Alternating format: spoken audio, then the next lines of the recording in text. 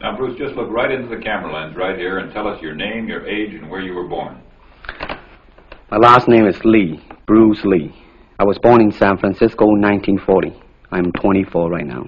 And you worked in motion pictures in Hong Kong? Yes, since I was around 6 years old. And when did you leave Hong Kong? 1959, when I was 18. I see. Now look over to me, Bruce, as we talk. I understand you just had a baby boy? Yeah. And you've lost a little sleep over it, have you? 3 nights. And tell the crew what time they shoot the pictures in Hong Kong. Well, it's mostly in the morning because it's kind of noisy in Hong Kong, you know, around 3 million people there. And so every time when you have picture, it's mostly, say, around 12 a.m. to 5 a.m. in the morning. I see. They'd love that there. And you went to college in the United States? Yes. And what did you study? Philosophy. I see.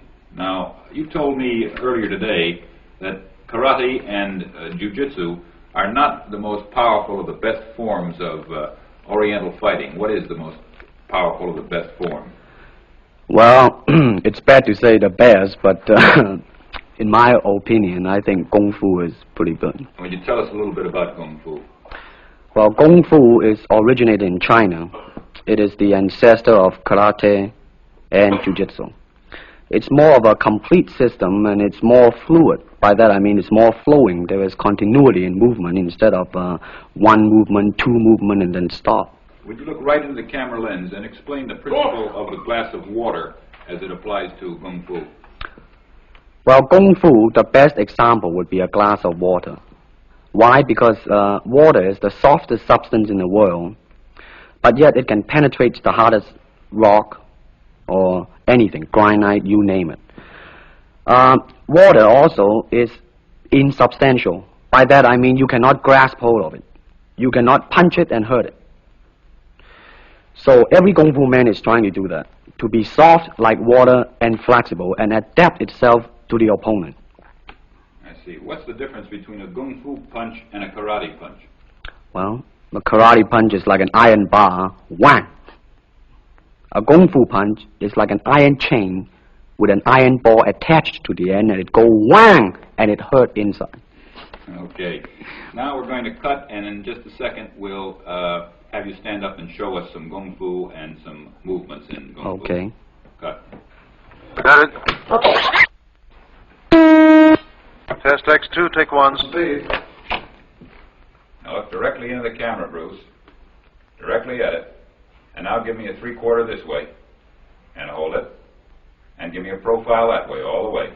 Good. Hold it. Now come back to a profile on the other side. And hold that. Give me a 3/4 on that side. And then give me right into the camera again. All right. Now the camera will pull back. And Bruce, first show me the movements in the classical Chinese theater. Classical Chinese Well, theater. you know what we talked about in the office. How they walk and how they start to move. Well, in Chinese opera, they have the warrior and then the scholar. The way the warrior walk will be something like this. Walking this way, straight, come out, bend, straight, and then walk out again. An ordinary scholar would be just like a female, a weakling, 90 pounds in Child Atlas. You'll be just walking, you know, like a girl, real, shoulder up and everything. So by the way they walk, you can immediately tell who they Right, what character they represent. Now, show us some Kung Fu movements. Well, it is hard to show it alone, but I will try to do my best. All right, maybe one of the fellows will walk in. You want to walk Yeah, in? it would be... Go ahead. Go ahead. Go ahead. Come on, lady. Okay. Yeah. Although accidents do happen, but, you know... There are various kind of strike. It depends on where you hit, then what weapon you will be using. To the eyes, you would use fingers. Don't worry. To the eyes. Or straight at the face, from the waist, everything on. Hold it just a minute. Let's move this gentleman around this way so you're doing it more into the camera. Okay, swell. And then there is band arm strike, using the waist again into a back fist. And let's have the assistant director back up just a ways. Okay, go ahead. Continue. And then, of course, Kung Fu is very sneaky. You know, the Chinese, they always hit low. From high, go back to the groin. Don't worry. Now turn around the other way with you, Bruce. Oh, okay. Yeah. And, Would you want him to? yes. Cross These the are camera just forward. natural reactions. That's Right, it. right. That All is right. natural. Right into the camera. Cheat into the camera a little bit and show this again. All right. Go ahead. There is the finger jab. There is the punch. There is the back fist and then low. Of course, then they use leg straight at the groin or come up. Or, if I can back up a little bit, they start back from here and then come back. All right. It's kind of worry. He has nothing to worry about. Now, No. once again, show us how a good Kung Fu man would very coolly handle it and walk away, rather than get involved in a series of actions. Cut it. Sound. Okay.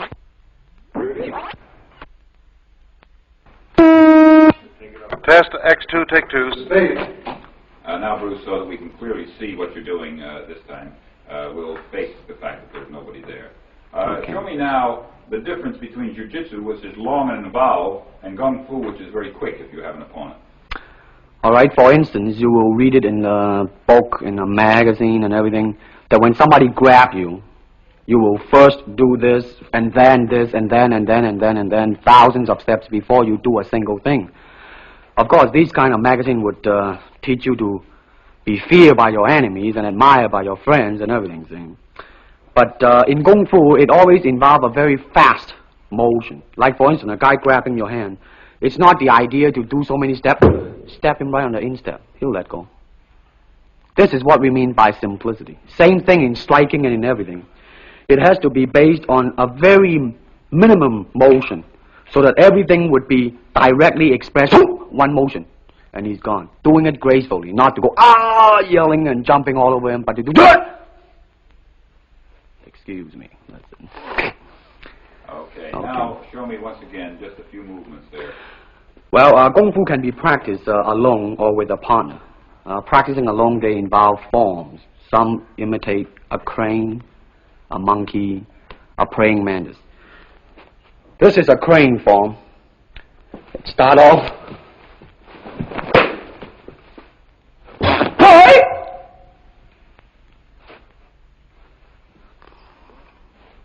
This is one of the movement involved. Show us one more movement, and then we'll be all through. Okay, I'm glad to hear that.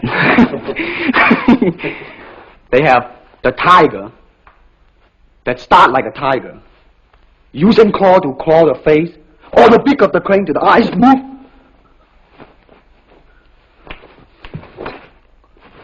This is some of the movement involved. Thank you very much. Thank you very much.